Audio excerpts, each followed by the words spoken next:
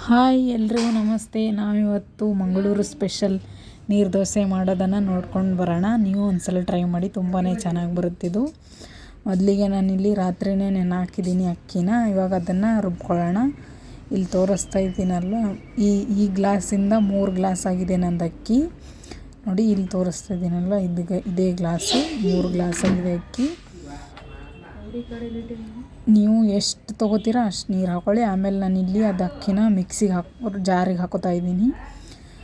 ಒಂದು ಅರ್ಧದಷ್ಟು ಕೊಬ್ಬರಿನ ತೊಗೊಂಡು ಕಟ್ ಮಾಡ್ಕೊಂಡು ಇಟ್ಕೊಂಡಿದ್ದೀನಿ ನಾನು. ನೀವು ಇದೇ ಥರ ಜಾಸ್ತಿ ಕೊಬ್ಬರಿ ತೊಗೊಂಡ್ರೆ ತುಂಬಾ ಚೆನ್ನಾಗಿ ಬರುತ್ತೆ, ದೋಸೆ ತಿನ್ನುವಾಗ ಟೇಸ್ಟ್ ಚೆನ್ನಾಗಿರುತ್ತೆ. ಕೊಯ್ಕೊಂಡು ಇಟ್ಕೊಂಡಿರೋ ಕಾಯಿನ ಮಿಕ್ಸಿ ಜಾರಿಗೆ ಹಾಕೊಳ್ಳೋಣ. ಆಮೇಲೆ ಸ್ವಲ್ಪ ನೀರು ಹಾಕ್ಕೊಂಡು ರುಬ್ಕೊಳ್ಳೋಣ.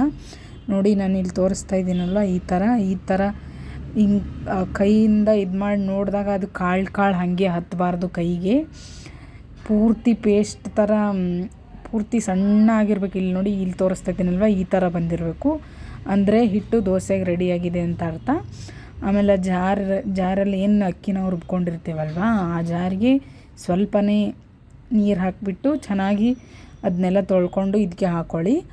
ಆಮೇಲೆ ನಾನು ಯಾವ ಗ್ಲಾಸಿಂದ ಅಕ್ಕಿ ಹಾಕಿದ್ನಲ್ವ, ಅದೇ ಗ್ಲಾಸ್ ತೊಗೊಂಡು 2.25 ಗ್ಲಾಸಷ್ಟು ನೀರು ಹಾಕಿದ್ದೀನಿ ನಾನು. ಅಂದರೆ ಅದು ನೀರು ದೋಸೆ ಮಾಡೋಕ್ಕೆ ಚೆನ್ನಾಗಿ ಬರುತ್ತೆ.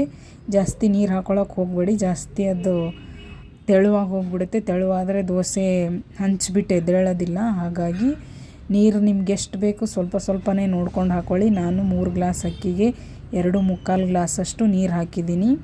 ನೋಡಿ, ನೆನ್ಪಿಟ್ಕೊಳ್ಳಿ. ಇದನ್ನು ಚೆನ್ನಾಗಿ ಮಿಕ್ಸ್ ಮಾಡ್ಕೊಳ್ಳಿ.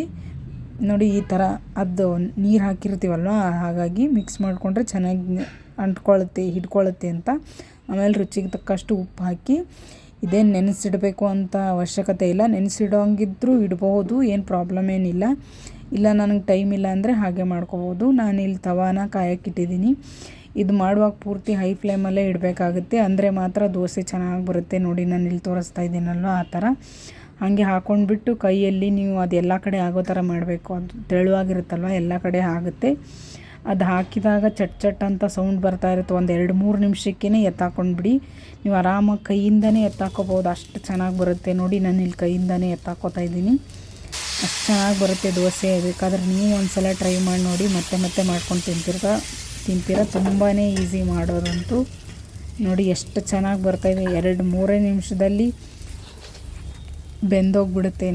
ನೋಡ್ತಾ ಇದ್ದೀರಲ್ಲ, ಎಷ್ಟು ಚೆನ್ನಾಗಿ ಬಂದಿದೆ, ತೆಳುವಾಗಿ ತೂತಾಗಿ ಅಂತ. ನೋಡಿ, ಚೆನ್ನಾಗಿ ಬಂದಿದೆ ದೋಸೆ. ನಿಮ್ಗೆ ಈ ವಿಡಿಯೋ ಇಷ್ಟ ಆದರೆ ಮಾತ್ರ ಲೈಕ್ ಮಾಡಿ, ಶೇರ್ ಮಾಡಿ, ಹಾಗೆ ತಪ್ಪದೇ ಕಮೆಂಟ್ ಮಾಡಿ ಹೆಂಗೆ ಬಂದಿದೆ ಅಂತ. ನೀವು ಕಮೆಂಟ್ ಮಾಡಿದ್ರೆ ಮಾತ್ರ ಅಲ್ವ ನಮಗೂ ಗೊತ್ತಾಗೋದು. ಸೊ ಹಾಗಾಗಿ ಕಮೆಂಟ್ ಮಾಡಿ ತಿಳಿಸಿ ಹೆಂಗೆ ಬಂತು ವಿಡಿಯೋ ಅಂತ. ನೋಡಿ, ನಾನಿಲ್ಲಿ ಕೈಲಿಂದನೇ ಎತ್ತಾಕೋತಾ ಇದ್ದೀನಿ. ನೋಡಿ, ಎಷ್ಟು ಚೆನ್ನಾಗಿ ಬಂದಿದೆ ದೋಸೆ. ನೀವು ಟ್ರೈ ಮಾಡಿ ನೋಡಿ, ನಿಮಗೆ ಗೊತ್ತಾಗುತ್ತೆ ಆಗ. ನೋಡಿ, ತುಂಬಾ ಚೆನ್ನಾಗಿದೆ. ಮಕ್ಕಳು ತುಂಬಾ ಇಷ್ಟಪಟ್ಟು ತಿಂತಾರೆ. ನೋಡಿ, ಎಷ್ಟು ಚೆನ್ನಾಗಿ ಬಂದಿದೆ ದೋಸೆ. ನೋಡ್ತಾ ಇದ್ರೇ ತಿನ್ನಬೇಕು ಅನ್ನಿಸ್ತಾ ಇದೆ ಅಲ್ವಾ. ನೋಡಿ, ನಿಮ್ಗೆ ವಿಡಿಯೋ ಇಷ್ಟ ಆದರೆ ಲೈಕ್ ಮಾಡಿ. Thank you for watching.